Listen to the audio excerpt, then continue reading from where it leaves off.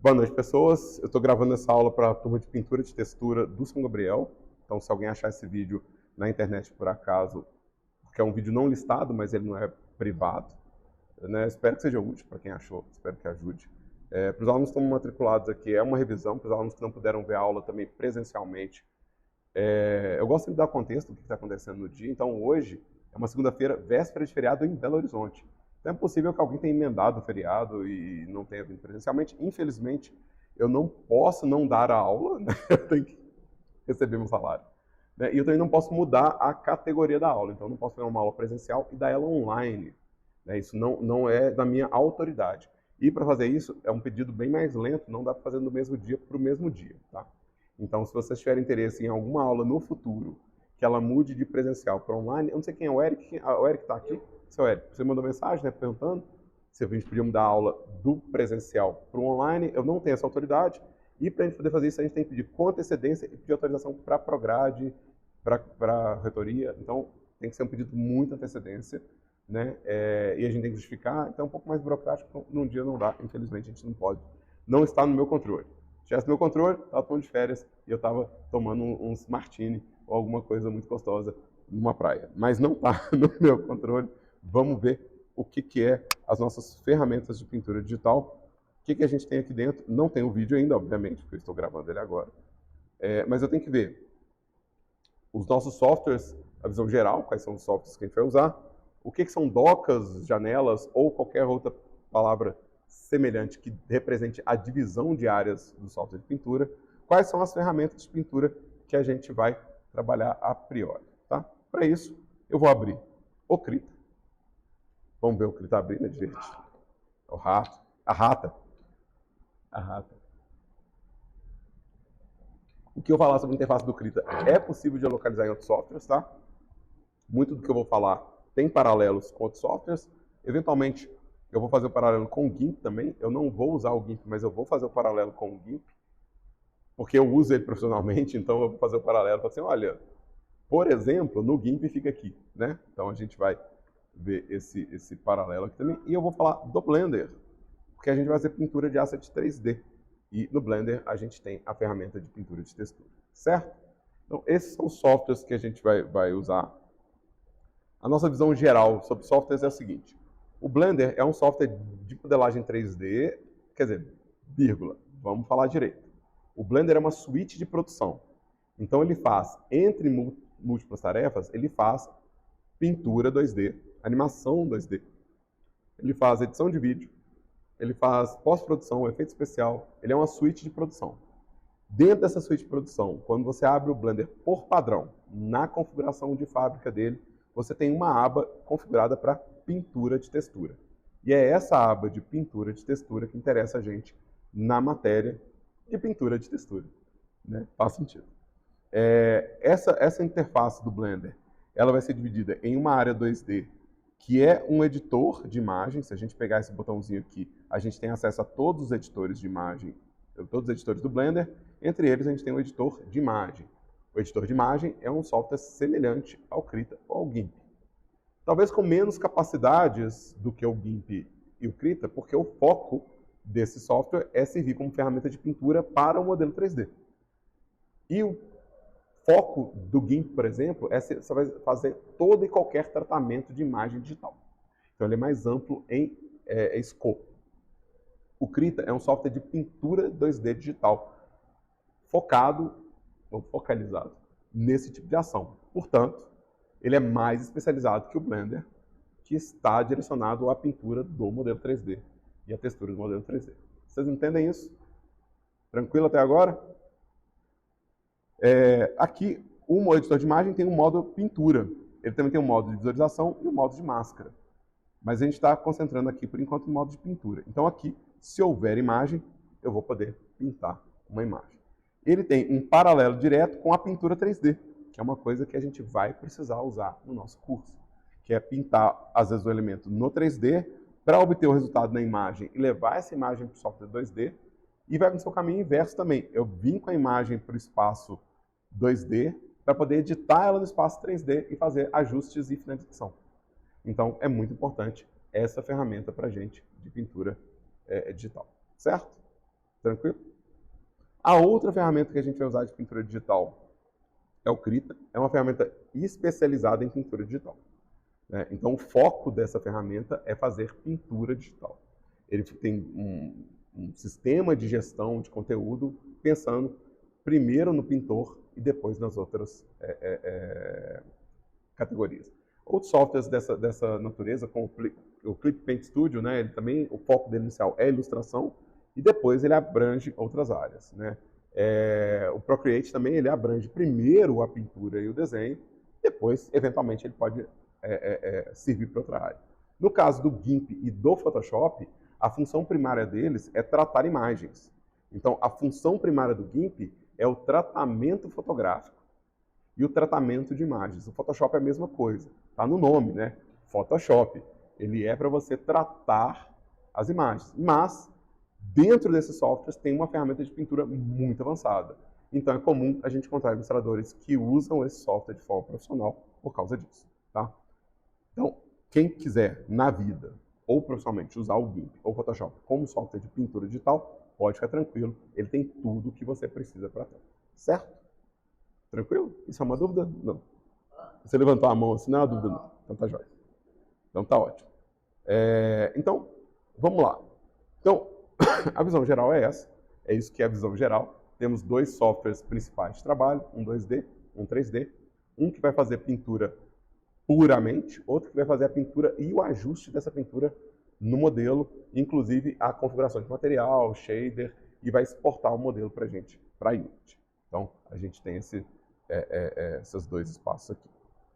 No caso do Krita, para eu poder avançar na explicação do Krita, eu vou precisar pedir um arquivo novo. Tá?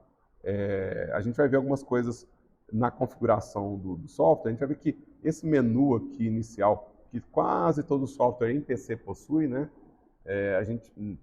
Atualmente a gente está numa época da humanidade. Estamos num período da humanidade onde às vezes as pessoas não têm computador em casa, ou o hábito de usar o computador, e não tem problema nenhum nisso. Mas isso quer dizer que algumas convenções de softwares de PC às vezes escapam aos usuários que estão chegando agora. Então, a maioria dos softwares possui um cabeçalho que vai lidar com arquivo, edição, visualização. No caso de um software de imagem, ele vai ter um menu para tratar as configurações de imagem. Como a imagem no software 2D pode ser fatiada em camadas, ele vai ter um menu para camadas, um menu para seleção, filtro, ferramentas, configurações, janela e ajuda. Se a gente for no Blender, o Blender possui esse menu também. Arquivo, edição, renderização, que é a área de atuação dele. E a gente vai ver que dentro do Blender, eu tenho um cabeçalho geral do Blender e dentro de cada editor, eu tenho um cabeçalho do editor. Então é como se fosse um software dentro de outro software. Né? Quando eu penso no editor de imagem, esse é um software embutido dentro do Blender. O Blender é uma suíte de softwares.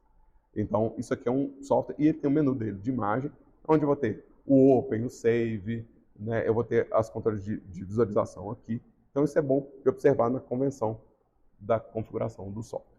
Tá?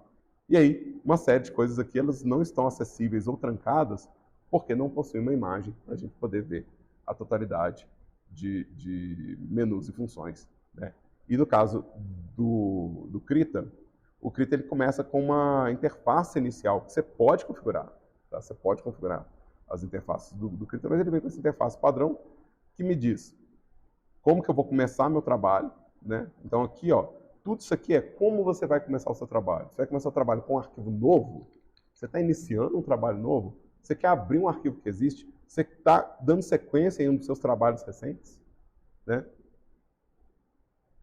Ele tem um espaço de comunidade. Softwares que são open source sempre vão ter uma conexão direta com a comunidade. Então aqui a gente vai encontrar, por exemplo, manual do usuário.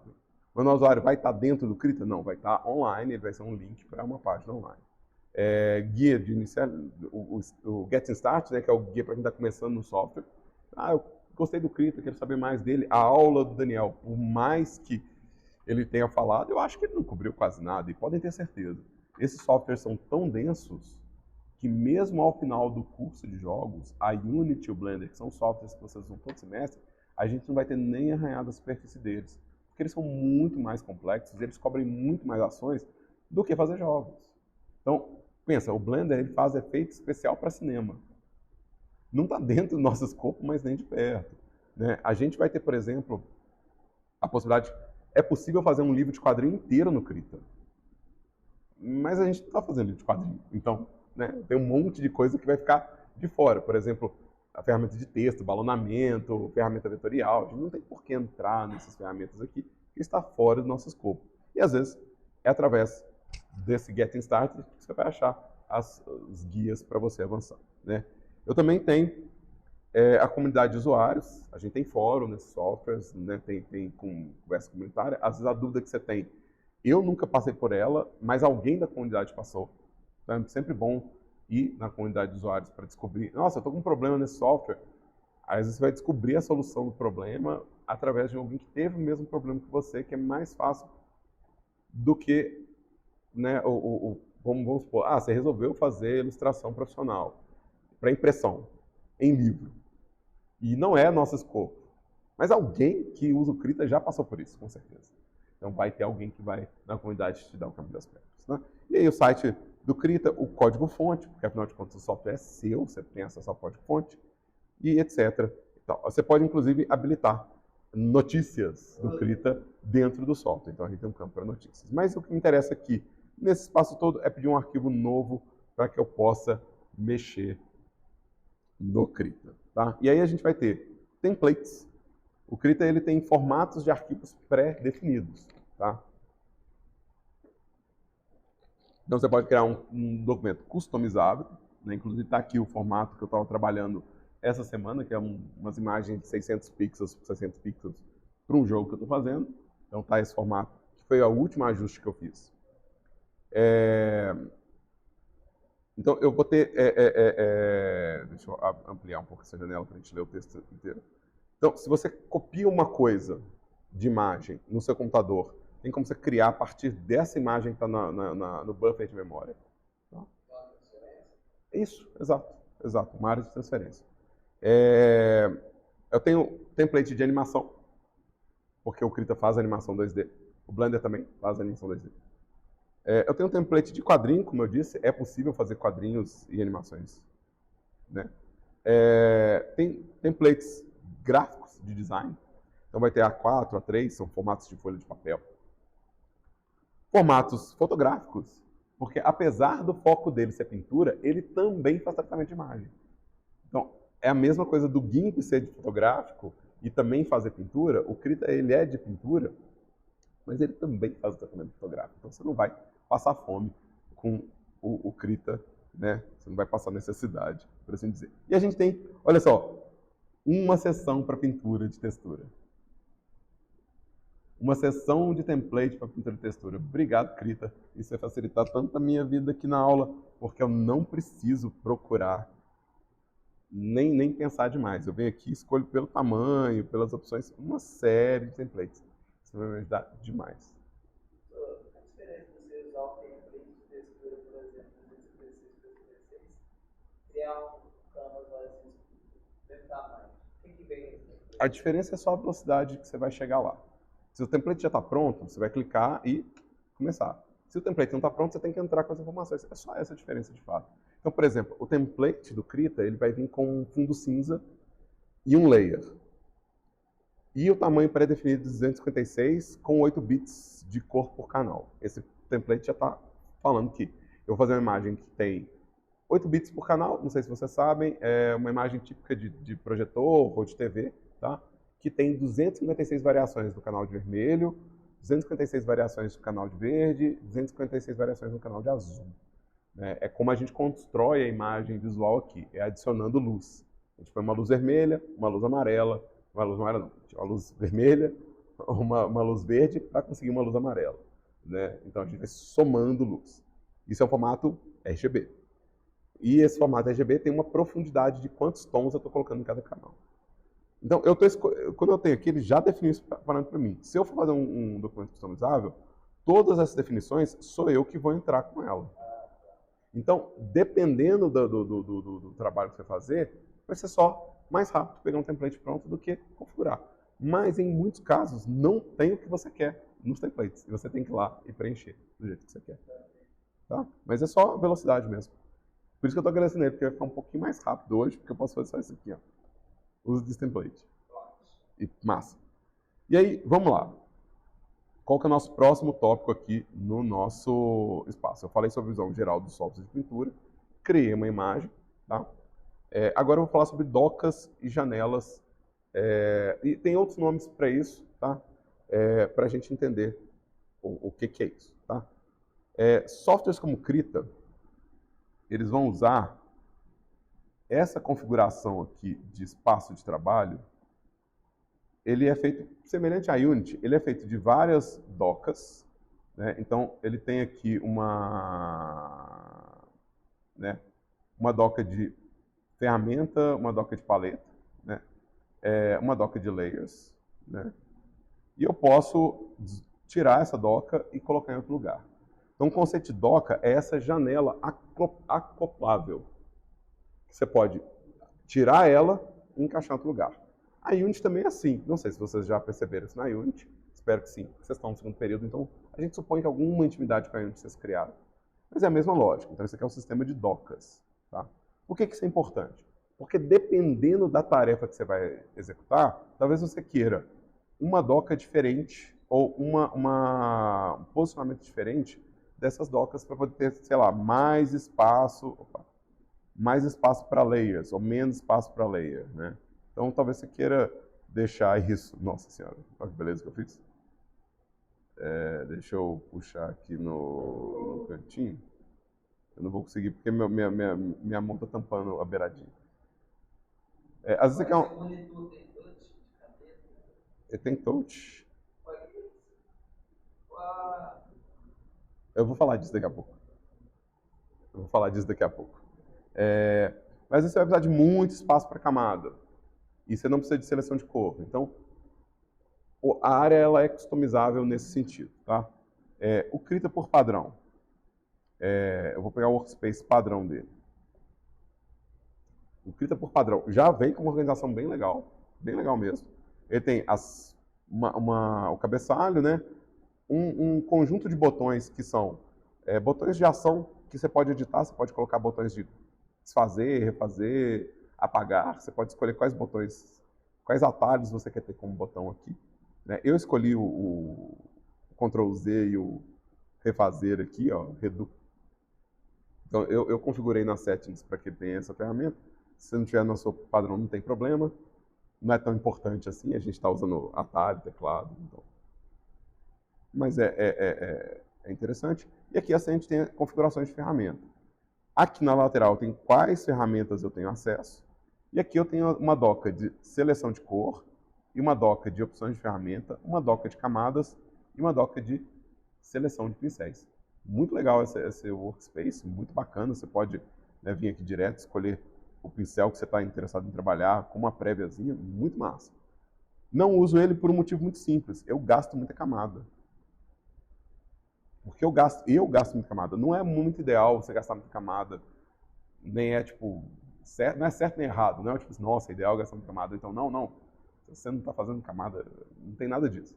É só uma preferência pessoal. Eu gosto de usar muitas camadas. Então, eu gosto de ter mais espaço aqui. E eu não sinto falta dessa doca, porque existe ela aqui, ó. Existe o drop-down dela aqui, nesse espaço. Então, eu não sinto necessidade. Mas o que eu quero dizer com as docas?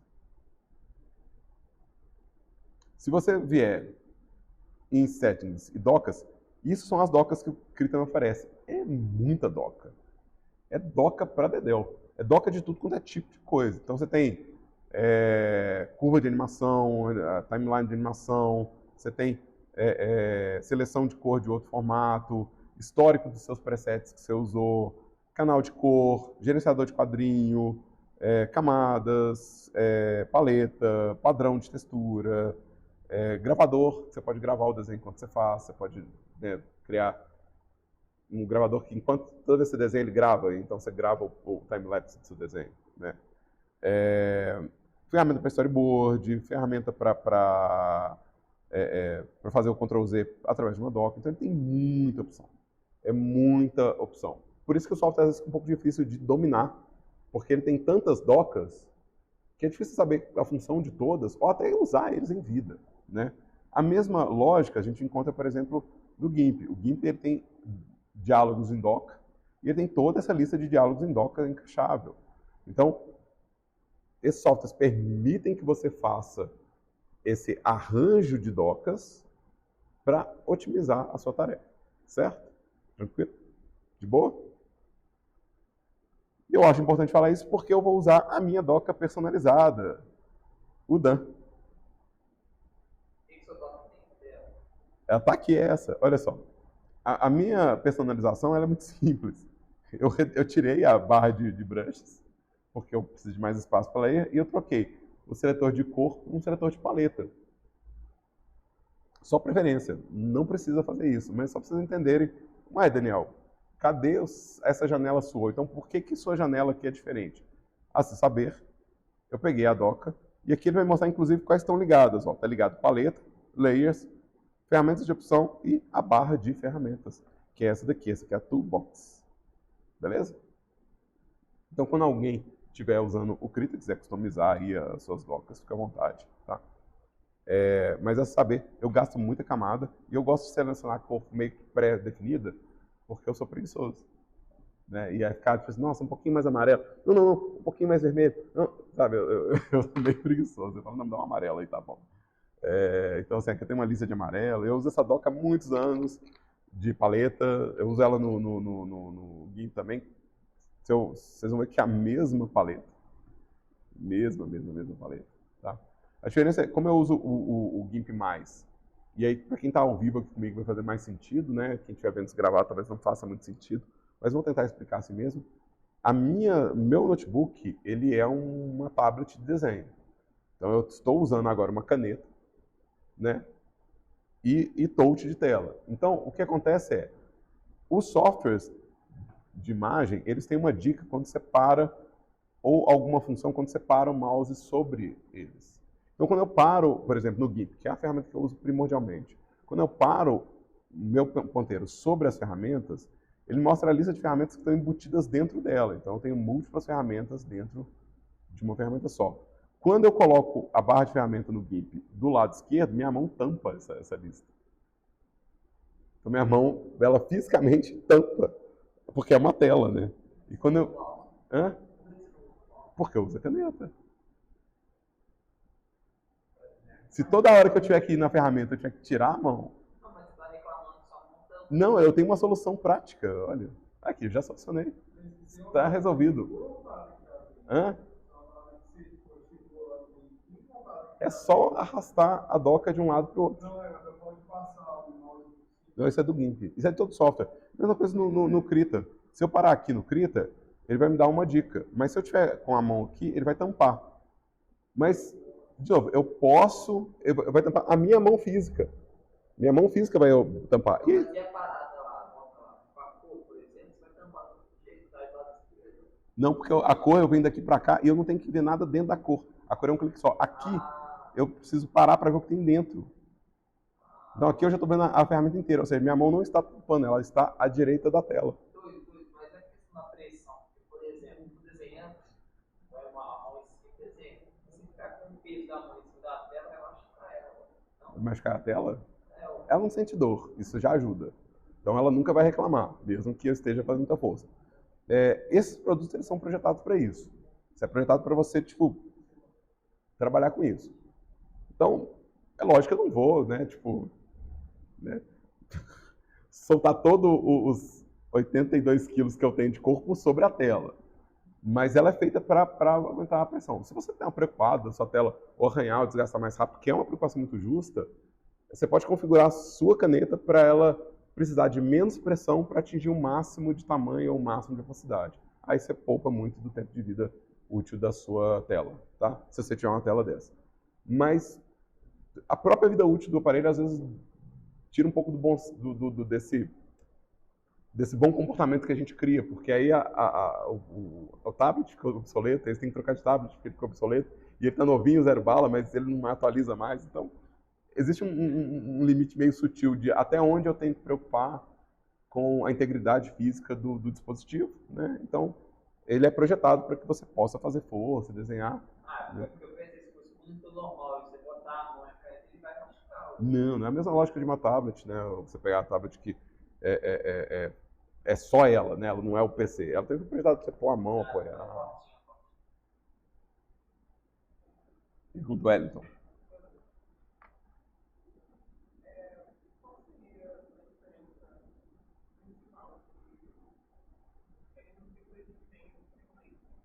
Isso.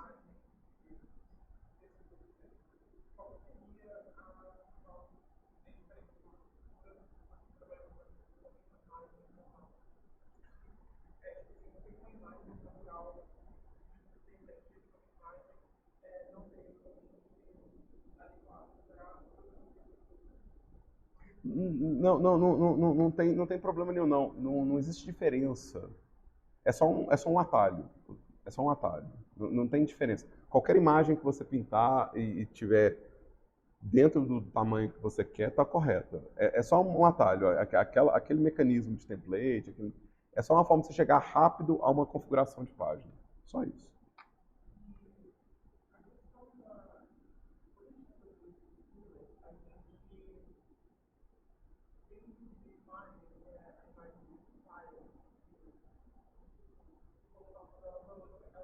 Sim.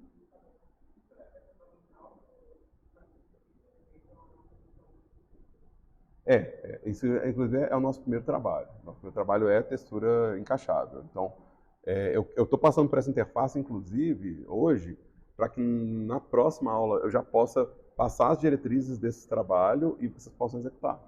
Que a ideia é essa, assim, as diretrizes de trabalho são essas, e vocês poderem executar o trabalho de pintura encaixável e de pintura para a configuração de pincéis. Tá? E aí, beleza. Então, a se saber, resumindo o que eu falei até agora, no Krita eu consigo configurar o posicionamento da minha interface e eu consigo, inclusive, salvar da mesma forma que a gente salva na Unity, eu posso salvar meu workspace uma coisa mais adequada.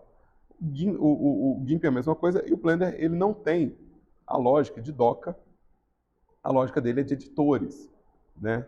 Então, essa é uma diferença comportamental do Blender. O que seria equivalente às docas de pintura do Blender são essas abas. Elas já estão todas abertas. Você não tem um menu para acrescentar esses menus. Todos os menus que ele tem, todas as docas que ele te daria são essas daqui. O que ele tem é a lógica de, às vezes, uma subdoca, ou seja, uma doca que dentro dela tem outras docas. Tá? Então, mas essa é a diferença comportamental básica do Blender em relação a docas. Né? Você não muda a doca de espaço fora do editor dela. Então, aqui, o máximo que eu consigo fazer de organização de doca é mover elas para cima e para baixo dentro do editor delas. Tá? E se eu quiser essa configuração em outro lado, eu tenho que mover o editor de lugar. Eu tenho que vir aqui e falar, não, eu quero o editor de propriedades nesse lado e eu quero, sei lá, meu editor de imagem desse lado aqui. Então essa é a principal diferença de comportamento entre o Blender e os softwares de pintura 2D. Gente, ele não tem docas escondidas que você pode escolher quais aparecem. Todas as docas dele já estão subordinadas ao menu de propriedades, ao editor de propriedades. Beleza? Tranquilo? Então, com isso, eu falei sobre as docas e janelas. Vamos falar sobre as ferramentas. Vamos começar. Deixa eu ver qual deles, né? Qual deles que eu quero começar? Deixa eu aumentar aqui só para a gente ter as ferramentas todas unidas. Vamos começar pelo Blender, porque o Blender tem poucas ferramentas, né? Olha só. Ele tem aqui, ó, 1, 2, 3, 4, 5, 6, 7 ferramentas. Só que essa ferramenta ela não é uma ferramenta de pintura. Ela é uma ferramenta de anotação, né? Que eu uso geralmente para dar aula. Né? Quando eu estou anotando as coisas nas aulas que eu gravo, eu estou usando essa ferramenta de desenho. Que é uma ferramenta de desenho feita exatamente para visualização e para você poder dar aula, explicar coisas, fazer supervisão de animação. Então, ela não é uma ferramenta de pintura. Então, quer dizer que ferramenta de pintura de textura... Deixa eu pedir um arquivo novo aqui, gente, só porque eu quero pegar a interface padrão, não quero fazer numa interface que não seja padrão. Eu vou ter pincel, que é a ferramenta de desenho, né? E vou ter a ferramentas de ajuste e ferramenta de pintura de preenchimento, né? Aqui eu vou ter uma ferramenta de máscara ou de proteção de áreas. Então, eu tenho poucas ferramentas no Blender.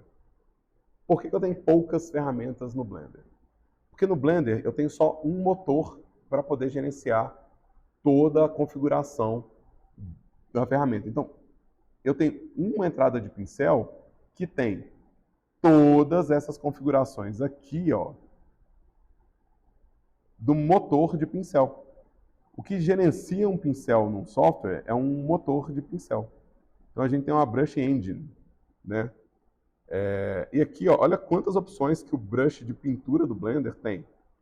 Então, apesar dele ser apenas uma ferramenta aqui, ele é muito completo no motor dele. Todas as configurações que eu quiser utilizar aqui, ó, estão disponíveis nessas docas infinitas que não acabam nunca. Eu não consegui acabar com elas até agora. Então é muita configuração, é um motor muito completo. Mas eu tenho uma ferramenta com um motor muito completo. Um motor que cobre praticamente todas as variáveis que eu preciso. Cada um dessas ferramentas aqui vai ter as configurações dela aqui, né, vai ter as opções dela embutidas no motor de pincelada do Blender. Então eu tenho todas essas variações de motores, de ferramentas, todas subordinadas ao mesmo motor. Então tem só um motor de ferramenta de pintura, certo? Vamos comparar com o GIMP para vocês verem qual que é a diferença de abordagem quando o software não tem um motor, mas tem mais de um motor de pincelada. Então eu vou pedir uma... Qual é o algoritmo que vai fazer a nova procedural, por exemplo? O GIMP aí você consegue pegar uma textura de esponja, ele vai pintando e proceduralmente vai colocando isso aí no motor. Isso é subordinado ao motor. Então, no Blender você tem lá a textura, que você pode entrar inclusive com a textura procedural também. Isso é o motor que gerencia, é o motor de pincel que gerencia. Então, se você estiver procurando uma pincelada com uma input procedural, você vai estar procurando por aqui, nas áreas de textura, né, para ter esse aspecto de esponja que você está falando. Tá? Então, provavelmente por aqui é que você vai fazer essa ligação. No caso do GIMP, você, pelo visto, já conhece, você até falou o exemplo, né? Mas aqui, ó, deixa eu mostrar para vocês, o GIMP tem esses motores de brush aqui, ó. Ele tem... É motor de brush, é um brush engine. Mas cada um desses tem um motor? É um motor diferente. E com configurações próprias. Então, quando você entra aqui, ó... O motor é um set de configurações com pincéis. O que eu posso editar nele. Tudo que eu posso editar nesse... Então, por exemplo, aqui, ó, é o meu brush padrão dele, né? Ele vai ter essas configurações. Se eu pegar esse brush, My Paint Brush, muda o que eu posso configurar. Então, isso é um motor diferente. Se eu pegar aqui no caso do GIMP eu tenho o pincel de pixel, né, o Pixel Pencil. Eu tenho o aerógrafo, que seria um spray. O nanquim, que seria o equivalente a uma tinta de pena, né, uma tinta de caligráfica. E o MyPaint, que é, na verdade, um motor exportado de outro software. Tem um software que chama MyPaint, e o motor de brush dele é aberto, é open source, e o GIMP só... Hã? Você pode fazer se você quiser, mas aí é um processo onde você faz, você vai ter que fazer uma versão do GIMP que você vai ter que compilar e colocar lá dentro. O MyPaint é um software de pintura, deixa eu mostrar para vocês entenderem. MyPaint é um software de pintura que tem um motor muito bom nele. Ele tem um motor muito legal. Tipo assim, essas bolinhas aí, elas são procedurais. Exato, isso faz parte do motor. O motor dela. Então o motor é tipo um set de configurações variáveis que você pode ajustar. São todas as variáveis que você tem acesso. Todas elas. É a totalidade das... Então, esse software ele tem um motor de brush. Só que ele deixou essa ferramenta disponível para que outros softwares pudessem incorporar. E vários softwares incorporaram o motor de brush dele aqui. Inclusive o Krita. O Krita também tem esse motor MyPaint. Né? Vamos ver como é que o Krita aborda esse problema, porque o Krita vai ser um pouco diferente. Aqui o GIMP está me dando cada seleção de ferramenta é a seleção de um motor de ferramenta. O Krita faz de um jeito bem mais interessante em termos de densidade e complexidade. Por quê? ele não me dá só uma ferramenta de pincelada. Ele fala, olha, você tem todas essas ferramentas de pincelada. Você tem o pincel mão livre, você tem o pincel de linha, você tem o pincel quadrado, você tem o pincel para fazer círculo, o pincel para fazer forma poligonal geométrica ou linhas conectadas, você tem o pincel para fazer tipo traço vetorial. Então, cada um dessas ferramentas são realmente uma ferramenta de desenho. Então, diferente do GIMP, que ele me dá um motor, e com esse motor ele vai me dar atalhos para os comportamentos, né? E o Blender ele vai me dar, por exemplo, no caso do Blender, eu tenho o brush. E os comportamentos de traço fazem parte da configuração do motor. Então, ele é uma coisa embutida dentro da ferramenta. Então, eu tenho a ferramenta e o comportamento da ferramenta. O GIMP é a mesma coisa. Eu tenho a ferramenta e o comportamento da ferramenta. O Krita vai me dar o quê? Para cada tipo de traço, uma ferramenta. Que é muito legal. Eu gosto muito dessa estratégia. Eu acho uma estratégia muito bacana.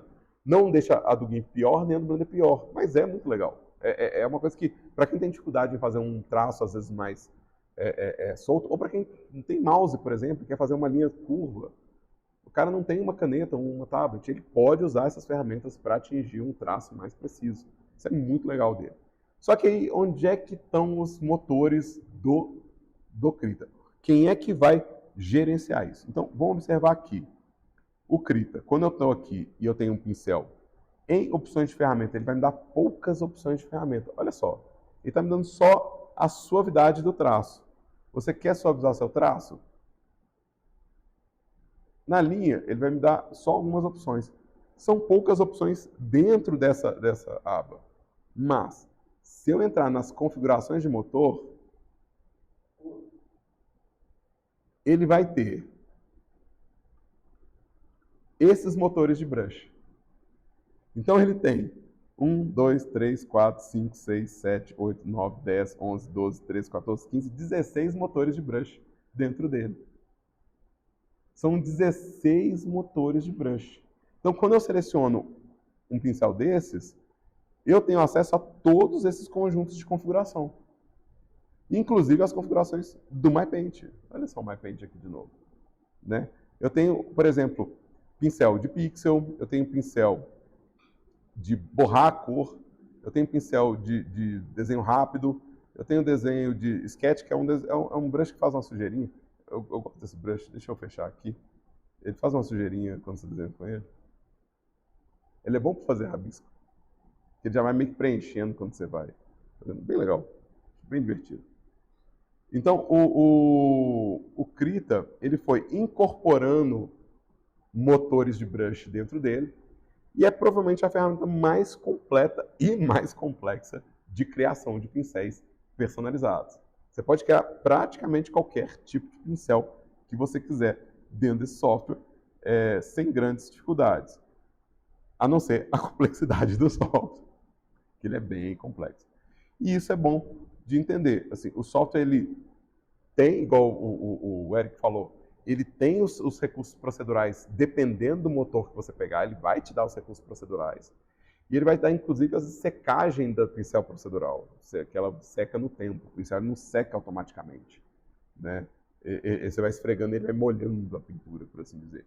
Então, assim, é muito legal, é muito, muito poderosa a ferramenta de pintura, e é interessante ver como que ela se divide. Então, para a gente, no Krita, né, vamos começar pelo Blender. No Blender, se esse é meu pincel, esse aqui é o suporte que o software me dá a esse pincel. Então, tudo que eu preciso configurar ou editar no Blender para que meu pincel fique do jeito que eu quero, está dentro desse espaço. No caso do Krita, bom, o GIMP não é o nosso objeto aqui, mas no caso do Krita, todas essas ferramentas são ferramentas de pintura e todas elas vão se favorecer desse menu de configuração, que é um menu simples, com configuração de suavização de traço, e vai se favorecer dos presets, ou seja, das pré-definições de pincel, que são configurações que foram salvas previamente, né, criadas a partir do menu de edição de brush. Então, quando você edita um brush aqui, você pode criar a sua configuração e deixá-la pré-definida para não ter que configurar de novo, né? Para não ter que fazer a mesma configuração de novo. Isso a gente chama de preset. Né? E além disso...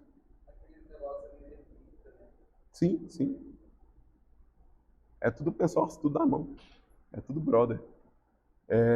E aí, a gente vai ter todos esses processos e vai ter também os atalhos de gestão de pincel aqui, ó, que é tipo controle de opacidade, tamanho, né, o de espelhamento. A gente tem ainda alguns apoios nessa barra de opção de ferramenta que vai me ajudar a configurar o brush. Hoje a gente não entra em configuração de brush porque isso é o assunto da nossa próxima aula.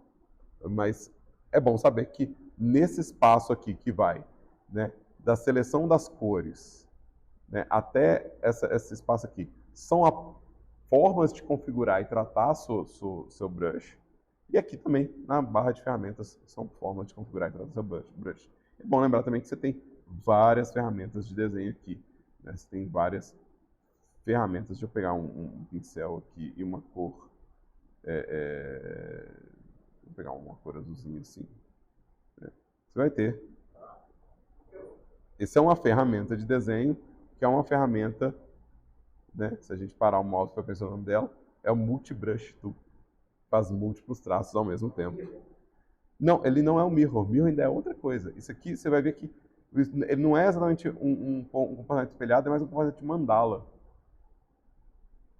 Que é muito útil para fazer padrão. E a gente vai usar para fazer textura se Deus quiser.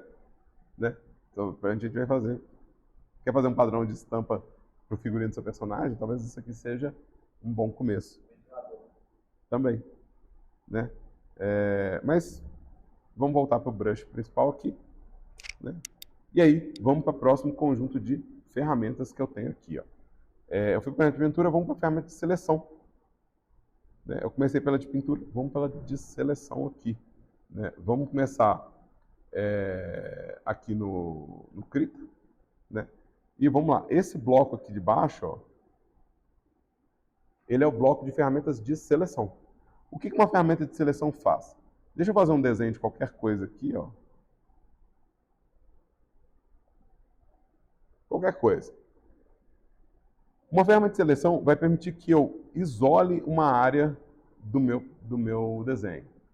Esse isolamento de área permite, por exemplo, deixa eu pegar aqui, acho que vou só trocar de cor, ou na paleta que é mais rápido para mim, e vamos pegar aqui. Significa que só o que está dentro da seleção eu posso pintar. Eu não consigo pintar fora dessa seleção. Né? Então, é uma proteção para o desenho. Outra coisa que ele faz, ele permite que eu faça alterações dentro do que está na seleção. Então, se eu pedir uma ferramenta de transformação aqui, eu posso separar o meu desenho, rotacionar meu desenho e torcer ou escalonar o meu desenho. Então, são ferramentas de seleção. Eu vou ter a seleção em quadrado, a seleção em círculo. Deixa eu vir aqui no meu Action. A seleção em círculo. A seleção poligonal. A seleção de mão livre. A seleção de varinha mágica, que vai pegar pixels. Você vai pegar um pixel, ele vai procurar pixels semelhantes ao redor e caçar o espaço de seleção. A seleção de cor, que vai pegar tudo que tem a cor parecida com a cor que você clicou nela. E ainda tem seleções vetoriais, que você pode desenhar e fazer a curva através do vetor. Né? E a seleção magnética, que ela vai tentar... Opa, eu encolhi aqui. A seleção magnética que ela vai tentar aproximar automaticamente da forma que você está tentando selecionar. É a mesma coisa no GIMP, por exemplo. Eu até prefiro a do GIMP, vou ser bem honesto. Nesse caso, eu acho que o GIMP ele é melhor do que o Krita na ferramenta de seleção. Por quê? A ferramenta de seleção do GIMP, ela permite edição depois que você fez o processo, você pode voltar e editar ela até chegar no formato que você quer.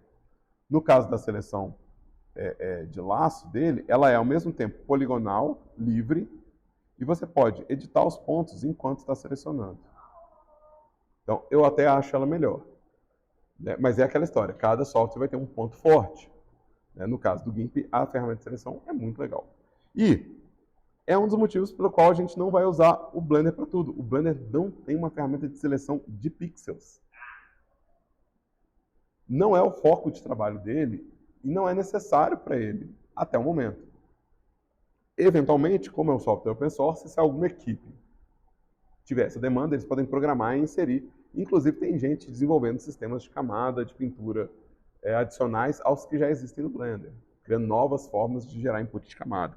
Mas é bom saber isso. Olha, se você precisa fazer muita seleção para o seu processo de pintura, então talvez softwares de pintura como o GIMP, o Krita, o Clippaint Studio ou o Photoshop, talvez esses sejam os ideais para o seu trabalho, para que você possa fazer o seu trabalho de pintura. A ferramenta de seleção, ela é apoiada pelas opções de ferramenta aqui. A gente vai ter a seleção em pixel, que é a primeira. Isso é aquele gráfico pixelado. Vocês sabem o que é pixel art e essas coisas, né? Então, deixa eu abrir aqui um desenho em pixel art. O desenho em pixel art é aquele que você vê o serrilhado do pixel, né? Você vê o serrilhado do pixel. Para eu poder garantir que o serrilhado do pixel vai se manter, eu vou clicar aqui. Se eu quiser fazer um desenho que pareça mais um desenho impresso, um desenho de papel, um desenho em alta definição, eu vou selecionar o modo de vetor de seleção. Tá? Então, esse é um diferencial interessante. Eu queria fazer pixel art. Então, lembra que aonde tiver isso no Krita, se você quer fazer pixel art, você vai selecionar essa primeira opção, que é a Pixel Selection. Se você quer fazer uma seleção suave, se você quer que as coisas pareçam em alta definição, vai fazer isso daqui. E eu tenho as opções de como que a ação de seleção acontece. Então, por exemplo, se eu fizer esse quadrado aqui, atualmente a minha ação é substituir. Se eu fizer um círculo, ele vai apagar a seleção anterior e vai pôr a seleção nova. Essa ação a gente chama de replace. A gente tem a ação de interseção. Se eu fizer um quadrado aqui, ó, a interseção entre os dois é o que vai ficar. Então, deixa eu tirar a seleção aqui. Vamos fazer de novo aqui um círculo. E aí eu vou ter a opção de adição de seleção. Se eu vier a adição, ou seja, eu vou somar esse quadrado à minha seleção. Eu vou ter a diferença. Eu posso vir aqui e pedir para ele cavar a minha seleção. Eu vou abrir um buraco na minha seleção. Ou remover uma parte dela, né? E eu tenho ainda como fazer a desseleção só do cruzamento entre as duas seleções aqui, ó. Então, esse miolo entre as duas seleções vai desaparecer e as bordas vão continuar. Então, aqui não está mais selecionado e aqui está selecionado. Se eu pintar aqui, ó, isso foi o nosso último método, né? Deixa eu pegar aqui, que é ele chama de diferença simétrica, né? Então, só esse miolo aqui que foi mantido de fora, tá? Essas ferramentas eu devo usar bastante. Geralmente, quando eu mostro uma ferramenta assim no começo do curso e eu não mostro nenhum caso prático de uso, em parte a preocupação, nossa, eu vou usar ela em algum momento e se eu não explicar agora, lá na frente o que você usou aí? Né? Então, fique sabendo. Eu vou usar a ferramenta de pintura para fazer desenho. Eu, por exemplo, vou usar as ferramentas de seleção para isolar partes do meu modelo e para transformar partes do meu modelo. Do meu desenho. Tanto acostumado com a aula 3D que eu estou chamando meu desenho de modelo. Tudo bem, vai virar modelo em algum momento, tá tudo certo. Tranquilo até agora? Suave? Então, o que mais que a gente vai ter de ferramenta aqui? Tem as ferramentas de transformação. As ferramentas de transformação no Blender, a gente sabe, elas são as ferramentas que transformam o objeto 3D. Posição, rotação e escala. Quando a gente vai para o GIMP ou para o Krita, se eu quiser transformar essa cabeça aqui, eu posso selecionar ela, ou posso transformar diretamente o layer aonde ela está. Ferramenta de transformação, eu vou ter aqui a ferramenta de mover uma camada. Então, isso vai mover uma camada.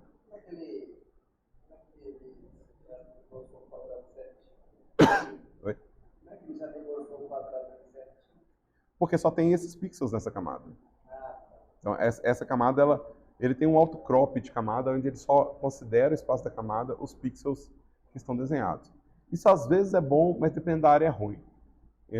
Para quem está trabalhando com limpeza de desenho, às vezes é ruim, porque às vezes tem pixels que não está vendo e a camada fica meio grande. Mas para quem faz o desenho diretamente digital, isso é muito bom, porque você não tem um excesso de informação gratuita. Então, caso a caso, isso não é melhor nem pior, depende do caso. Aqui, ó, eu vou ter a ferramenta de cortar a imagem, a ferramenta que transforma a imagem, a área útil da imagem. Então, eu posso mudar o tamanho da minha imagem com a ferramenta de corte, né? A gente chama de crop. E eu tenho a ferramenta de transformação.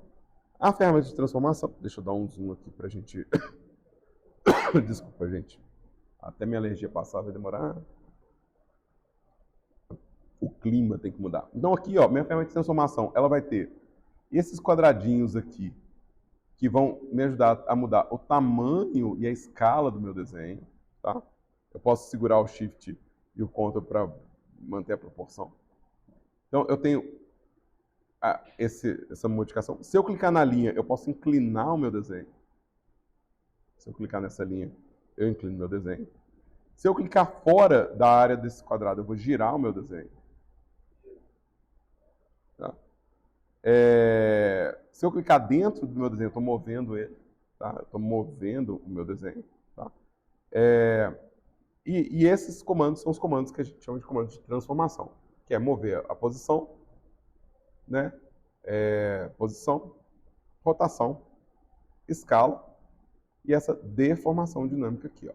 Tá? São as ferramentas que a gente vai ter de transformação. Aqui, eu vou ter o apoio dessa ferramenta, você vai ver que ela tem mais opções do que só essas, mas essas são as que realmente a gente deve usar massivamente, e as formas de cálculo, de como que ele redesenha os pixels da imagem. Sim, sim. Eu não chamaria de perder qualidade. É bom entender o que ele está fazendo. Quando você amplia o desenho, você tem 2 pixels. E agora ele vai para 4 pixels. Então, ele precisa calcular quais são as cores desse pixel. Ele tem que desenhar pixels novos. Então, como essa informação não existe, ela está sendo calculada. Porque ela está sendo calculada, talvez ela não seja o acabamento que você deseja. Tá? O computador não sabe o que é bem feito e mal feito. Ele só sabe fazer conta. E aí, dependendo do modo de cálculo, isso pode ser mais próximo, você pode ter a gente chama isso de upscale, né, que é a escala para cima. Você pode ter uma qualidade que não, isso aqui está aceitável. Às vezes você aumenta, sei lá, 110% e não é notável a mudança de qualidade. Então tá ótimo, não tem problema. Às vezes é notável, o desenho começa a ficar borrado, embaçado. Né? E é uma coisa a se pensar, quando você transforma demais um desenho, quando você vai acumulando transformação sobre transformação, ele está redesenhando os pixels. Então, eventualmente, você pode também deteriorar a qualidade do desenho se você fizer múltipla transformação no mesmo conjunto de pixels.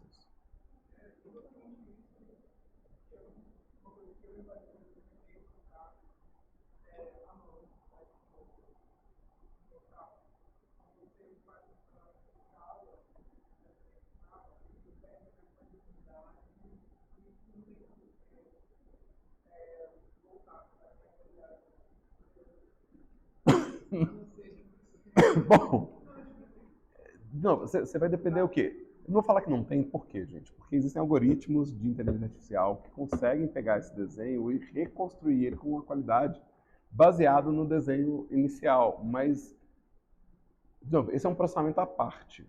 Geralmente a gente faz a escala para cima quando você tem um desenho que você está usando como base, mas você vai refazer ele naquele tamanho.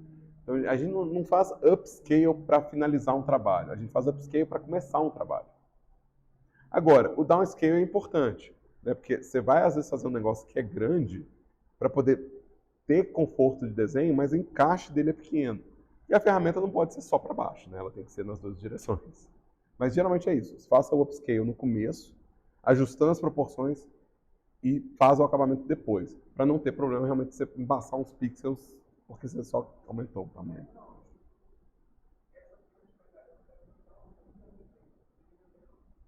Até um certo limite. O ideal é que você faça de até 50%, né? Porque para baixo ele começa a assumir detalhe. Então, se você fez, sei lá, 512, você vai manualmente no software reduzir para 256, não vai dar para notar a perda de qualidade. Mas você começa a chegar nos pixels mais baixos, 32, 64, já perdeu tanta informação que perde, de certa forma, perde qualidade também. Isso é importante deixar claro também. Imagem, coisa que é vetorial, não importa se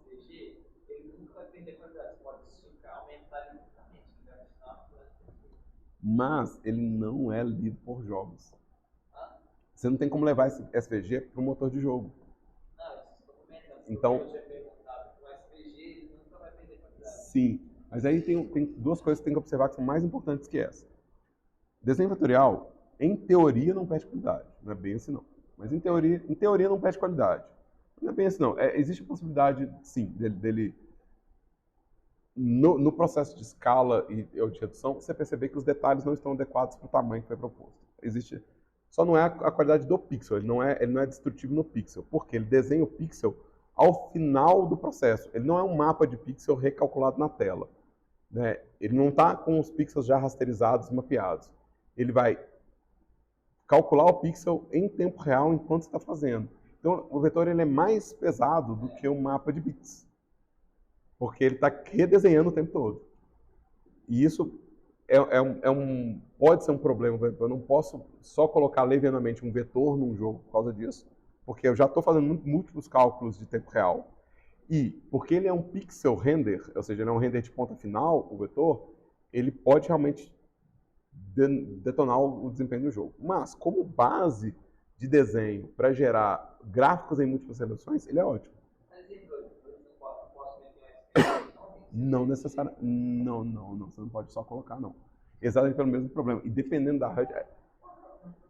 Uma HUD, por exemplo, você colocar uma barra, uma linhazinha branca no detalhe, você não gasta nada de processamento, não? Não é bem assim. Depende do motor.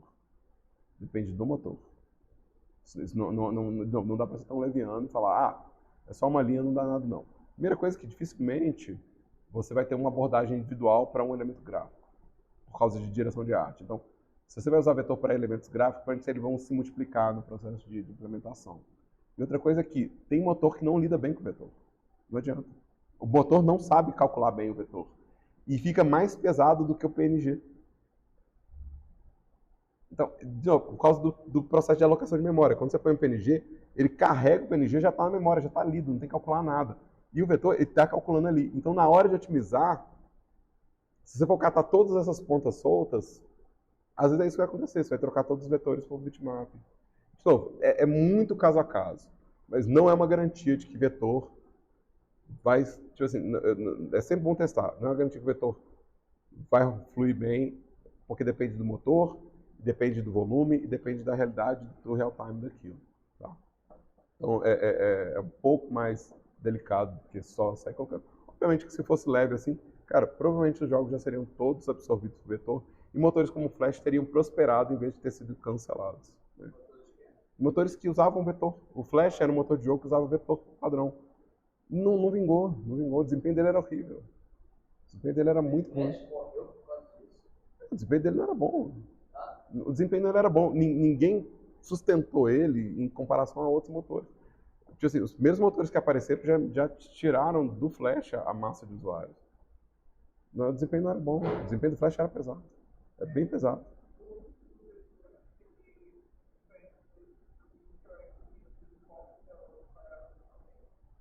Não, o vetor ele desenha... o vetor ele desenha o pixel no exato momento que você está vendo a tela. Ele desenha em real time. Ele está desenhando o pixel nesse momento, ele está construindo o pixel na tela, então ele está renderizando o pixel. O bitmap, ele já é um grid com os pixels pré-definidos, e eu não estou desenhando esse pixel, ele já está gravado. Eu estou só reposicionando ele, eu não estou redesenhando ele.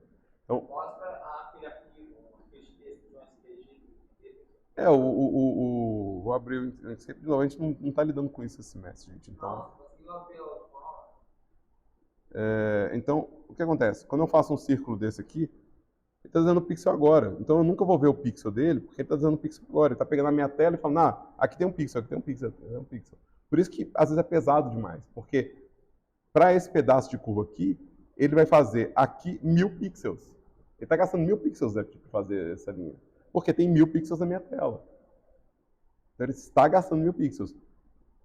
Para gravar uma informação é muito bom, por quê? Eu não tenho que preocupar com qual tamanho que eu vou precisar dessa imagem. O dia que eu precisar da imagem de 10 mil pixels, eu vou lá e exporto essa imagem com 10 mil pixels. Então, nesse sentido, ele é ótimo. No caso da minha imagem aqui, ela tem 256 pixels. Então, quando eu aumentar aqui, eu vou ver esses pixels. Essa é o bitmap, esse é o bitmap, o mapa de bits, e a outra é o desenho vetorial. Beleza? Mas, a se saber, a gente vai trabalhar com bitmap, é naturalmente mais leve em vários sentidos. Então, a gente vai... Inclusive, quando você tem multiplicação de muitas cores.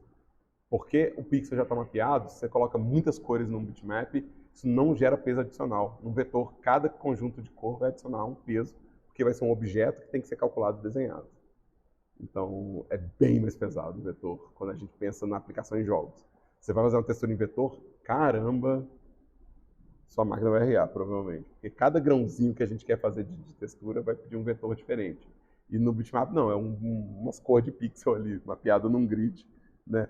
Tipo assim, é uns tons de cores soltos. Mas, enfim, isso desvia um pouquinho do nosso assunto. Não vou entrar demais nisso, porque a gente tem hora para acabar. Queria poder ficar mais tempo, mas tem hora para acabar. Gente. Então, vamos lá. Essas ferramentas aqui são ferramentas de transformação. As cautelas são essas. Se você está fazendo escala para cima, então você tem que fazer um tratamento para poder restaurar uma qualidade perdida. Se você está fazendo escala para baixo, se for muito grande a escala para baixo, talvez você perca detalhes, talvez tenha que reconstruir esses detalhes que foram perdidos. Então, a gente vai geralmente planejar o número de pixels de uma imagem baseado na aplicação dela, e a gente vai transformar também nesse sentido, ou seja, tentando manter essa coerência. Mas aqui, a se saber, a ferramenta de transformação aqui, ela é bem legal, e toda vez que você usa ela, você está redesenhando os pixels em posições novas e remapeando eles. Então, mas é uma ferramenta bem massa para a gente, e a gente vai usar ela para a gente bastante fazer ajustes na nossa pintura. Falando em ajustes, nosso último bloco de ferramentas são as ferramentas de ajuste. Tá? Ferramentas de ajuste, por exemplo, no caso do GIMP, a gente tem as ferramentas de ajuste separadas aqui. Ó. A gente tem as ferramentas de cópia, que é o clone, as de healing, que seriam ferramentas de geralmente direcionado para tratamento fotográfico, né? Um bom exemplo de healing é você tirar manchas da pele de uma pessoa mantendo a textura da pele. Então isso é uma ferramenta de healing, ela faria esse tipo de cálculo, né? O celular tem IA na foto, quando ele bota espinha, ele tira minha espinha, só de tudo, cara que Pois é. Não, pois é, muda tanto minha cara que se eu mostrar uma foto no celular, você não me reconhece na rua, não. Põe os cabelos de volta, põe 20 anos mais novo, é fácil demais. Mas é por aí, é por aí. Se a sua pele tem uma textura, e às vezes você quer apagar os detalhes da sua pele sem apagar a textura da pele. Então ele consegue pegar, por exemplo, um macro detalhe, que seria a espinha, e manter o micro detalhe, que é a pele. Então seria o caso de um healing. Os clones são carimbos, né? São coisas que você marca uma posição e você consegue, a partir da posição marcada, copiar o conteúdo, né, daquela camada ou daquele espaço selecionado. Tá? A gente tem as ferramentas também que vão tratar a imagem borrando ela ou mudando os tons de cor, né? Que é aumentando o brilho ou reduzindo, que seria o Dodge, o Blur, o Smooth, né, o Clone. Essas são ferramentas de tratamento, né? Ou seja, elas não são você desenhando o conteúdo, mas são você modificando o conteúdo. O Blender mesmo tem a ferramenta de clone, né? E a ferramenta de Blur e a ferramenta de Smooth, que é o dedinho. No caso do Krita, o que é interessante notar? No caso do Krita, todos os motores de brush, né, estão embutidos aqui dentro. Né? Então você vai ter como clone um motor para clonar. Então, um motor de brush que vai clonar. É no motor de brush que a gente vai fazer ajuste de estourar a cor e balizar a cor. É no motor de brush. Então, o Krita, ele não é uma ferramenta, lembra, ele não é uma ferramenta de tratamento fotográfico. Então, ele não tem por que ressaltar as ferramentas de tratamento, né? Ele tem que saltar elas externamente, né? Fora do espaço de pintura. Ele pode incorporar essas ferramentas de tratamento dentro do espaço de pintura. Então, se a gente for pegar as ferramentas de clone, por exemplo, né, vai ter aqui as nossas ferramentas de clone, né, com o espaço né, de onde que eu vou copiar, né? E o que eu estou copiando aqui, né? Deixa eu ver se eu lembro como é que eu marco um ponto novo aqui. Aí, ó. Opa, é o contrário, quero fazer aqui e aqui. Então, essa é a ferramenta de carimbo ou clone. Então, isso é útil para a gente, para pintura de textura, porque em alguns lugares você vai querer fazer um ajuste de junção entre texturas, e você vai querer pegar da própria textura o espaço de junção, até para poder fazer encaixável, né? Então isso é bem útil para a gente fazer coisas encaixáveis. Outra ferramenta, outro conjunto de ferramentas de ajuste que é importante para a gente são as ferramentas de tratamento da imagem por si só, né? Então, eu tenho alguma imagem aqui. Eu estou tão ruim de imagem. Deixa eu ver se eu tenho alguma imagem um pouco mais útil aqui, porque é tudo FX de jogo, é tudo... Tá bom, pode ser essa aqui. Pode ser isso aqui. Então, olha só, existem ferramentas aqui, ó, que... Então, do mesmo jeito que né, vamos fazer esse parênteses aqui, né? As ferramentas de seleção, elas vão ter, além desse apoio, o menu de seleção. As ferramentas de pintura vão ter, além desse apoio, às vezes ferramentas de tools, né? Às vezes ferramentas de layer, vai ter apoio por aqui também. Então, as ferramentas, elas têm apoio no cabeçalho. E tem um cabeçalho aqui que é direcionado para o tratamento da imagem, que é o menu de filtro, no caso do Krita, né? No caso do GIMP, ele vai se dividir em mais opções. Mas aqui, ó, eu tenho ajustes de cor, de contraste, de balanço de cor, né? Então, se eu vier aqui de um ajuste de balanço de cor, eu posso mudar como que as cores se comportam dentro de uma textura e mudar completamente a impressão que essa imagem me passa através da mudança de tom desse conteúdo. Então, essas ferramentas de ajuste vão ser importantes para a gente. Como que eu posso pegar, por exemplo, uma grama, uma terra, e sem ter que pintá-la de novo, gerar variações dela, né? Gerar tipo, aplicações diferentes dela, né? E às vezes vai ser isso, às vezes não vai ser necessário pintar muita coisa, às vezes só ajustar os tons, né? Então eu não quero você aqui. Eu vou ter ajustes de blur, de cor, de detecção de contorno, tá? Então é um conjunto de ferramentas útil para a gente lidar com brilho, contraste, né? Então vamos pegar aqui níveis, que é um jeito legal de puxar o contraste da imagem. Vamos estourar aqui a coisa toda. Essas ferramentas aí, se você aplicar elas aí, também, sei lá, pegou e fez uma marca vermelha na imagem. Aí você pegar e mexer lá fora, aquele vermelho vai deixar vermelho, ele pode ficar invertido. Se eu pegar e mais vermelho de novo, ele vai ficar no tom que ficou depois da aplicação ou na aplicação anterior? Ele aplica ou ele mostra como um filtro e... Do jeito que eu estou aplicando aqui, ele vai aplicar a cor e aí vai voltar a ser uma imagem de novo que se você pintar, a cor que você pintar vai aparecer. Para que você faça a pintura e a cor do tratamento sustente, você vai precisar colocar uma camada de ajuste. É uma coisa que a gente vê um pouco mais para frente, eu acho. Tem que lembrar o plano de Cinticore, eu não lembro às vezes, mas é uma coisa um pouco mais para frente, que é, tá, eu não quero destruir tanto a minha imagem. Como que eu crio uma camada que vai ajustar? Eu tenho exemplos disso no GIMP, porque eu desenho no GIMP, né, o padrão, né, gente, é a minha vida. Então, eu tenho aqui um layer que vai controlar a cor da pele aqui, ó. Se eu pintar aqui por baixo, esse layer aqui ele vai sobrepor a cor e vai tratar. Essa aqui é uma camada de ajuste. Tá? Mas, se eu aplicar isso aqui, né, achatar, ou se eu usar só um filtro, né, eu vou ter só uma camada e o que eu fizer nessa camada volta a ser igual pintar no papel normal, igual pintar no layer normal. Tá? Então, deixa eu fechar isso aqui. Essa imagem é de um jogo, mas não está lançada ainda. Opa! Oh, ninguém viu. Ups. Mas, enfim, a saber isso. E aí, eu recomendo, lá no site do Krita tem esse pacote de plugin que eu recomendo que vocês instalem, que é o Gmic, que é uma interface inteira de filtros de ajuste. É muita ferramenta de ajuste, mas muita mesmo.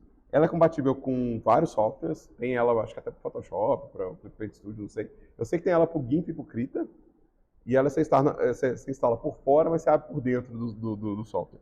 E é muito filtro. É muito filtro.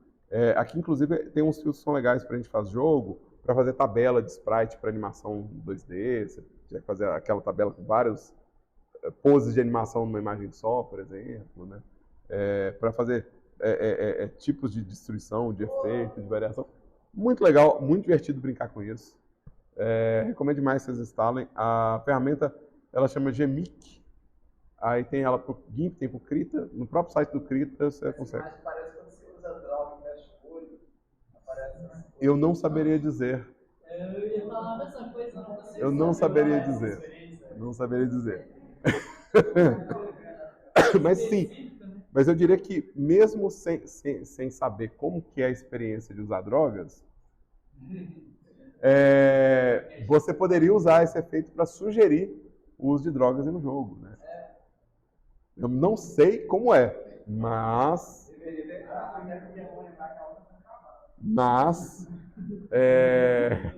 não sei como é, mas eu acredito que deve ser um efeito útil para sugerir. Mas vocês entendem que quando a gente fala de ferramentas de ajuste, são tantas ferramentas que a gente vai usar na pintura para gerar um acabamento diferenciado, quanto os filtros que a gente pode colocar nos pixels para tratar eles. Então, esses dois conjuntos são ferramentas de ajuste, né? A gente vai usar, de novo, à medida que eu for avançando no curso e fazendo as pinturas, eu vou recorrer a essas ferramentas. Então, essa aula inicial aqui, o conceito dela é esse. Eu tenho que mostrar para vocês, antes de usar, o conceito básico que existe nessas ferramentas, para quando eu estiver usando, eu não tenho que explicar todo esse conceito na hora que eu estiver usando, né? E eu recomendo que vocês façam a experiência desse conjunto de ferramentas durante a semana, né? Experimentar o que... Vamos criar um template novo aqui. Vamos pegar um preset aqui. Primeira coisa que eu recomendo é que vocês façam um tour, gostei da palavra, um tour pelos presets para ver quais brushes que vocês sentem confortáveis, né? Quais brushes que parecem interessantes para vocês, né? Isso é interessante, tá? É bom experimentar, ver o que você acha que é legal. Faz um tour por aqui, tá? A gente vai fazer um tour por aqui. Na próxima aula a gente vai fazer um tour por alguma dessas opções. Não dá para ver todas porque é opção demais e motor demais. Então, mesmo que eu quisesse, né, o volume de opções é proibitivo para a gente poder ver todos, mas é legal. Recomendo que vocês façam um pouco de experiência com o conceito de seleção mesmo, tipo, fazer uma seleção, pintar na seleção e ver o que você tem de opção aqui, ó. Você tem a opção, por exemplo, de inverter a seleção. Se eu inverter a seleção, deixa eu pegar aqui minha paleta, né? Então, isso é útil pra caramba. Então, eu recomendo que vocês deem uma passeada nas ferramentas de seleção, ver como que elas se comportam, né? Tipo, desenhar com todas, ver qual que você acha mais confortável fazer a seleção, experimentar as opções da seleção, as opções de soma, fazer uma seleção, aumentar ela, né? Não precisa fazer nada figurativo, pode ser tudo abstrato, é só realmente clicar na ferramenta, ver como é que o software comporta, como é que diferencia. Lembrar, toda vez que você fizer uma seleção que você não quer, ele vai te dar a opção de tirar a seleção. Se você quer selecionar uma área que está difícil fazer, às vezes a inversão da seleção é mais útil, você fala, não, eu queria selecionar todo o entorno. Então, às vezes é mais fácil selecionar o objeto e inverter para selecionar o entorno, que tentar fazer a volta do entorno, né? Fazer a volta ao redor, né? Então, eu recomendo que vocês experimentem as ferramentas também de desenho que vão fazer as geometrias. E aí eu recomendo que vocês experimentem esses dois menus de configuração, que é o tamanho do seu brush e opacidade também, para ver como que comporta. Tá? Isso é interessante vocês experimentarem, tipo, o que são essas opções mais óbvias, tá? As opções mais óbvias, elas estão declaradas acima de tudo. Deve ter um motivo por isso, né? É sempre legal pensar que se o software tem os usuários eles dão um feedback do retorno, algumas ferramentas estarem destacadas em relação a outras deve ser em função da demanda, né? E se não for, é bom saber também, olha, tá estranho isso, né? Por que essa ferramenta não está declarada aí? Outras ferramentas que são interessantíssimas, que vocês podem olhar, que são ferramentas de pintura, e que eu não cobri ainda, mas que a gente tem tempo de falar delas. Ferramenta de gradiente, de preenchimento gradiente, isso é legal demais de brincar. E aí, a se saber, a ferramenta de preenchimento gradiente, ela tem a configuração aqui, ó. Você tem uma lista de gradientes possíveis, tá? Então, aqui, ó, eu tenho frente para o fundo, né? Eu tenho frente para transparente, né? Eu tenho uns pré-definidos, são os gradientes muito loucos aqui, ó. Então, frente para o fundo vai ser a cor que tiver primária aqui, né? E a cor que tiver secundária aqui, é isso que ele chama de frente para fundo. Deixa eu fechar isso aqui, né? Então, essa daqui de trás aqui, vamos pegar um vermelhinho aqui, ó, e vamos fazer esse espaço aqui. Isso é bem legal. Né? A gente tem formatos, então toda vez que você pega uma ferramenta, dá uma passeada nas opções de ferramenta aqui também. A gente falou dessa variável aqui, vamos ver assim, o que eu tenho aqui? Eu tenho o shape. O que esse shape faz para mim? Né? O que esse shape vai fazer para mim aqui? Né? O que esse shape vai fazer para mim? Né? O que esse aqui vai fazer? Né? Então, é bom, legal, quantas repetições vai ter, né? Então é bom experimentar, né? Pegou uma ferramenta, é bom experimentar isso. A gente vai ter, nesse bloco aqui que eu não cobri muito, também a ferramenta de preenchimento de cor chapada, né? Que você, com frequência a gente vai precisar preencher uma área inteira. Essa área, às vezes, vai ser uma seleção, né? Às vezes você tem uma seleção inteira. E você não quer, tipo, ficar esfregando o pincel até chegar lá, você quer só... existem atalhos para preenchimento também, tá? Então, você tem em edição, existe como você preencher com a cor de frente. Cor de frente é essa cor de cima, cor de trás é essa cor de baixo. Tá. Esse só comentando, gente, eu falei que ia fazer o paralelo com o GIMP. O GIMP tem a mesma coisa, gradiente, baldinho, e também tem preenchimento com cor de frente, cor de trás e preenchimento com textura também. Então, de novo, coisas que eu acho mais legais no GIMP é que ele permite que você edite o gradiente enquanto está fazendo. Inclusive, que você edite os pontos. É um pouco mais legal, mas nem tudo é mais legal. Só uma ou outra que é mais legal. Fala, olha, porque você tem acesso. Lembra, tanto o GIMP quanto o Krita são open source, gratuitos. E eles conversam entre si, não em formato de arquivo, o formato do GIMP é um, o formato do Krita é outro. Mas é possível, existem formatos que os dois leem, né, tipo PSD. Você pode mandar uma PSD de um para o outro antes de salvar, então é bem flexível nesse sentido. Tá? Então, para quem, mesma coisa que a gente estiver usando, às vezes, um outro software, a gente tiver que arrematar o trabalho no Krita, porque eu estou usando o Krita como ferramenta de avaliação, é a mesma lógica, né? Não tem problema não. Né? A gente tem o conta-gota, é uma ferramenta legal para você pegar cores da imagem, né? Então, se sua imagem tem várias cores, você consegue recuperar essa cor pelo conta-gotas. Isso é bem útil. Eu gosto do conta-gotas do GIMP. Ele tem esse conta-gota aqui que eu acho um barato. Você pode pegar uma cor que está em qualquer lugar do seu sistema operacional. Então, esse conta-gota em qualquer lugar. Isso é útil pra caramba, porque, por exemplo, se você está...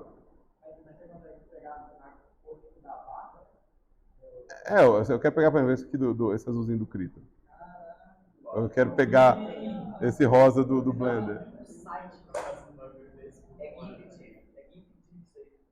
Então, esse aqui, ó, a se saber, essa ferramenta de conta-gota, ela é diferente da ferramenta de conta-gota da barra de ferramenta. Essa ferramenta de conta-gotas, ela vai estar nas docas, tem uma doca que chama cores. Então, essa doca cores, eu uso ela porque eu acho mais rápido selecionar a cor aqui do que ficar abrindo aquela janela de seleção de cor. Eu fiz isso hoje no Krita, umas 2, 3 vezes, abri a janela de seleção de cor, mas é muito mais rápido você ter a janela de... E ele te dá um histórico das cores usadas também, que é bem legal. Né? O Krita também vai me dar... O Krita tem umas coisas muito legais também nesse sentido, né? Esse mágico, não.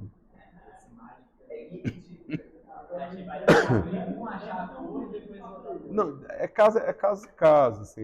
Tem que lembrar que, em alguns casos, não tem realmente necessidade de você fazer isso. Tem muitas vezes que eu precisava pegar uma cor específica de fora, só que, tipo, o bagulho só funciona lá. Mas olha só,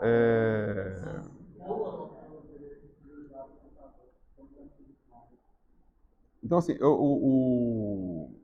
a gente consegue trazer, por exemplo, a gente consegue trazer muito do que tem de referência de cor para um software que não tem esse recurso, né, através dos sistemas de gestão de janela, através dos sistemas internos. Então, assim, tem como dar a volta. Ninguém vai passar fome por causa de conta-gota, não. Mas, no geral, o que a gente vai fazer aqui, esse rolê aqui já ajuda demais, que é o rolê da paleta, né? Tinha um recurso, deixa eu ver se ainda tem. Eu tenho que lembrar, porque antigamente, que eu uso o Krita desde 2007, antigamente tinha um esquema que você fazia, na doca você tem uma imagem de referência, e aí você podia usar isso como forma de pegar cor. Era bem legal, eu usava isso demais, tem que investigar se ainda tem esse recurso. Porque, nossa, lembrar das coisas às vezes é difícil.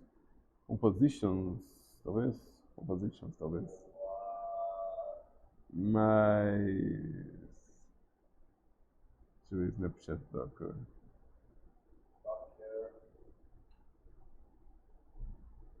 Depois eu vou investigar. Eu lembro que eu fazia isso. Quando não tinha uma comunicação entre paletas, eu tirava um print da paleta que eu queria usar e colocava ela com uma imagem aberta aqui no canto e usava isso como... Então, é isso que vai acabar pegando, acabar usando assim. Mas, de novo, depende do workflow de trabalho.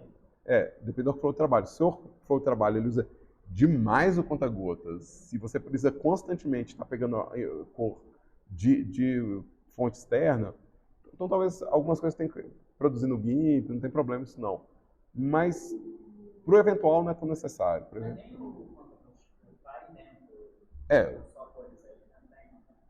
Tem o conta-gota. No final das contas, só existe sempre aquela gambiarra de fazer. Sim, Ctrl+C, Ctrl+V. Montar a paleta antes de começar a pintar, que é uma coisa que a gente vai fazer. Uma coisa que a gente vai fazer é montar a paleta antes de pintar. É a mesma coisa, é exatamente a mesma coisa que o Marquinhos mostra na aula dele. E, de novo, mais provável é que a gente monte a paleta antes de começar a pintar, quando realmente o aspecto da cor for importante, é a gente definir as cores e depois pintar em cima das cores definidas. É um jeito muito ágil de pintar, principalmente a personagem. E eu acho que está logo antes da gente começar a pintar personagem, tem uma aula de preparação de paleta. E a gente vai fazer esse processo antes de pintar. Então a gente vai ter a paleta meio que já na imagem que está pintando, a gente já vai ter a paleta lá dentro. Para não ter que ficar nem caçando fora, entendeu? Então a gente deve fazer esse processo inicialmente, que é muito ágil. Aí, de novo, eu recomendo, toda ferramenta que vocês pegarem, né? Dá uma olhada nas opções que ela te oferece, tá? Lembra, a gente está lidando com as ferramentas de pintura. Essa daqui vai ser a principal ferramenta de pintura que a gente vai usar, tá? Então, usando as ferramentas de seleção, não tem uma certa ou uma errada. A que for mais confortável para você é ela mesmo, tá? Eu gostei demais no Krita, sempre gostei demais dessa ferramenta de seleção. Eu acho que ela é a que mais aproxima com o que eu uso do GIMP, que eu uso o freehand do GIMP bastante, mas o freehand do GIMP ele também é geométrico. Então, ele é as duas num só. Então, eu gosto dessa que ela é vetor e funciona igual o vetor do GIMP, então eu acho muito gostosa. Mas, às vezes, a pessoa ela tem uma boa habilidade nisso aqui, tá? E aí, para a gente encerrar nesses 10 minutinhos finais, eu quero falar sobre ferramenta, eu quero falar sobre input, que é a ferramenta que você vai usar para fazer o desenho, né? Então, eu estou aqui, pessoas que estiverem vendo essa aula só gravada talvez não entendam, então eu vou contar a história, vocês que se virem. Deixa eu ver se eu acho aqui o que eu estou usando. IdeaPad, Sei lá, que número, pen, with pen, with pen. É isso aí que eu estou usando. É um notebook da Lenovo, iPad com caneta. E eu sei lá qual que é. Vamos pegar uma imagem. Então, é o que eu estou usando. Aí, ó, esse cara aqui, ó. Esse cara aqui é o que eu estou usando agora. É um notebook que você pode virar ele do avesso para desenhar. Em algumas aulas eu vou fazer exatamente isso, vou virar ele do avesso para ficar mais fácil segurar e pintar. Atualmente, aqui, eu estou apoiando ele na minha bolsa para servir de apoio para eu desenhar aqui. E, a se comentar, precisa disso para desenhar? Não, não precisa disso para desenhar. Por que que eu tenho isso? Porque eu estou velho, gente, eu estou cansado. E eu já ganhei dinheiro na vida, eu posso me dar o luxo de ter uma coisa ou outra na vida. Nem é tão caro. Esse nem é o mais top de linha, nem é o que custa uma fortuna, não. Mas a saber, eu estou usando esse equipamento em aula. Ele tem uma caneta, a caneta dele tem impressão na ponta. Então, por que tem impressão na ponta? Se eu pegar um brush,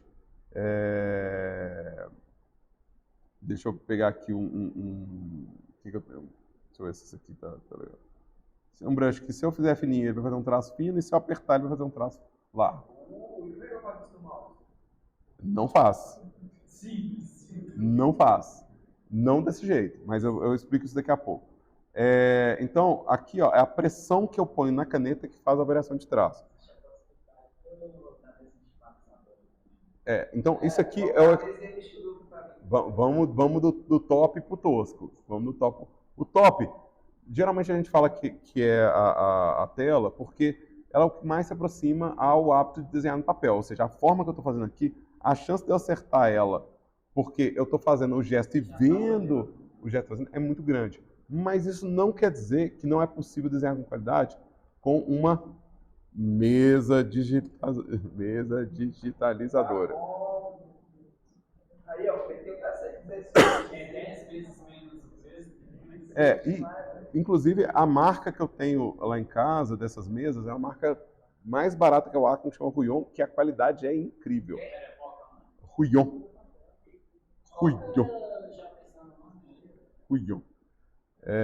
Mas eu não sei como é que tá agora, porque, né, pandemia, crise, não sei o que lá. Mas eu gosto muito da caneta dela, mas qualquer uma é ótima. É ótima. Mas, quer dizer que eu tenho que comprar uma para fazer aula? Não, vamos devagar. A primeira coisa que você tem que saber é, dentro da PUC, no curso de jogos, existem essas mesas para vocês pegarem. Vocês têm acesso a essas mesas da Wacom aqui no apoio. Pode levar para casa? Não pode levar para casa, mas você pode usar aqui na PUC. O nosso apoio aos laboratórios. Lá tem as mesas. Quer dizer, acho que está no apoio do primeiro andar, né? O que fica ali do lado da enfermaria. Pois é bom ver os horários. Você vê, tipo assim, um dia que você tiver disponibilidade, você pode ir para um laboratório que está disponível, pegar a mesa e usar aqui.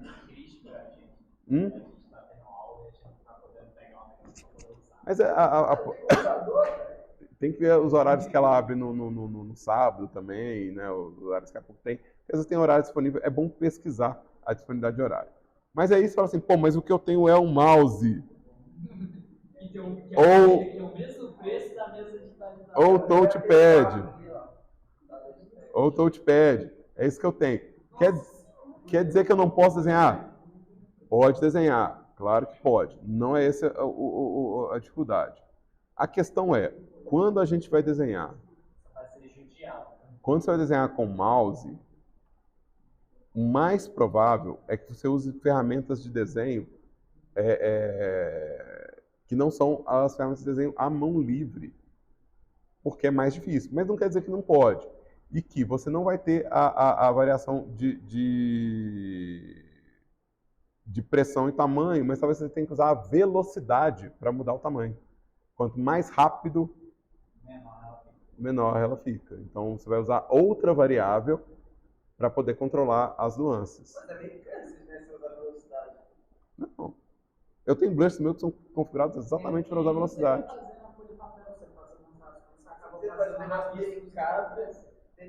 Você vai configurar um brush que faça exatamente isso. Se comporte dessa forma. É aí que entra o nosso conteúdo da semana que vem, que eu falo um pouco sobre as configurações da ferramenta. Agora, lembrando, Não é obrigatório, não tem que gastar dinheiro à toa.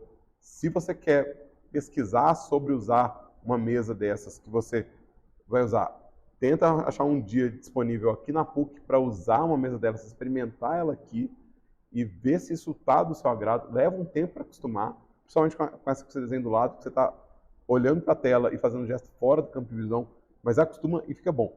Eu só migrei para isso depois de muitos anos ilustrando na vida e por uma coincidência, apareceu um equipamento barato que eu falei, vale a pena o risco testar isso. Mas você usava mouse? Eu usava essa mesa genérica pequenininha da Wacom, Ah, tá. a mais barata. A mais barata. 130 pontos. Ó, que Wacom. é literalmente um preço de um mouse, praticamente. Eu usava a mais lero-lero, é uma dessas aqui. Essa aqui, ó. Eu usava esse modelo aqui, ó. O importante é ser funcional. 180. Essa é o que eu usava. E lembra, eu usei isso até os 40 e tantos anos. Até os 40, talvez. E aí apareceu uma dessas Ruion com a tela baratinho. Eu acho que eu não cometi nenhum crime comprando ela, mas eu não vou conferir isso agora. Você não, as pessoas que venderam. Talvez as pessoas que venderam. Eu não fui muito a fundo, mas muito barata. Aí eu falei, vale a pena eu comprar para experimentar, para ver se o equipamento é bom. E foi um equipamento bom. E aí quando eu fui migrar desse equipamento, tive que trocar finalmente de notebook, eu fui para esse aqui. Então já tem isso há muitos anos. Então eu fiz a migração lentamente, depois de muitos anos, beleza? E com mouse a gente se vira também. Se você tem mouse, aí você tem, a gente se vira também. Vai dar os pulos da gente. Mas se o cara não tem mouse, vai ter o quê? Se o cara não tem mouse, não tem computador, não tem PC, lembra, usa da PUC. Usa da PUC. Eu conheço um amigo meu que desenha pelo telefone. Tem também. Tem aplicativos muito bons para celular de desenho. São baratos. São baratos mesmo, R$10, micharia. Tem os que são de graça com anúncios, essas coisas. Tem os que são de graça mesmo, porque eles vendem brush por fora. Então, tem aplicativo bom para celular, tem aplicativo bom para tablet. Não, fome vocês não vão passar, não. Algum jeito para desenhar vocês vão achar. Uma coisa importante. Como é que é o andamento lá da instalação do computador? O pedido foi feito, mas a gente está com alguns laboratórios eles foram fechados, acho, para manutenção. A gente está sem laboratórios, então a gente está com os horários bem restritos. O pedido já foi feito, aí tem que ver como que a gente consegue fazer a alocação. Talvez a alocação ela não seja toda semana, mas se for em semanas esporádicas já é um começo. Tá? Porque, por exemplo, desse agora vai ter umas 2 salas, pelo menos, para assistir. Pois é, mas a reserva dessas tem que ser prévia e eu não posso ter exclusividade porque eu bloqueio para outras disciplinas, entendeu? Não, assim, aqui embaixo tem muita sala. Mas ela tem que ficar assim, para ser alguma outra matéria. Não, tem matérias que tem essa demanda, ou seja, tem matéria que vai ter daqui 15 dias laboratório, tem matéria que vai ter... Então, assim, a gente está nessa disputa. Como essas aulas iniciais elas são 100% teóricas, tudo bem a gente passar em aula, estou gravando, está tudo certo aqui. Eu já fiz o pedido e talvez a gente tenha que fazer um agendamento no semestre das aulas que serão em laboratório. Tá? Por exemplo, a gente não tem laboratório exclusivo no dia de hoje para a gente. E eu continuo pedindo, apesar de não ter, eu continuo pedindo.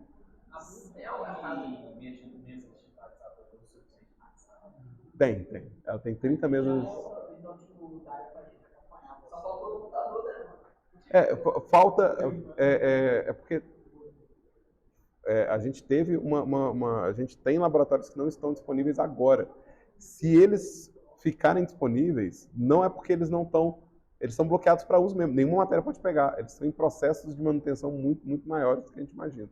Então, a gente tem 5 laboratórios no campus que foram pegados para isso. Porque já estava na hora mesmo. Então, isso gerou esse conflito agora para a gente.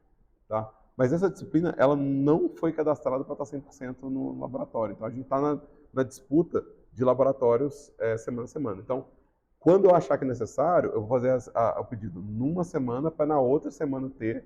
E assim que eu tiver a confirmação, eu já aviso a turma. Tá? Vocês vão ficar sabendo do uso de laboratório. Para mim, eu acho que, assim, sempre acho que eu concordo que para nossa aula é muito importante esse negócio. Ia ser muito legal. É bem estranho. Tudo... Aprender a desenhar, você não aprende mesmo. Não. todo recurso que sobrar para mim vai ser bom. Se você falar, não, mas eu acho também que tinha que ter uns óculos de realidade virtual e tal, para desenho, eu também acho. Não, e você acha que devia ter também uns divã para gente descansar, então uma coisa, acho. Se tem aí, vamos pôr. Então tudo que for acrescentar para minha disciplina eu quero, sem dúvida nenhuma. Quanto mais melhor. Gente, eu estourei o tempo, segura a onda aí só para fazer a chamadinha, e aí... Não, porque eu cheguei muito em cima da hora, então tô fazendo só a segunda. Então, deixa eu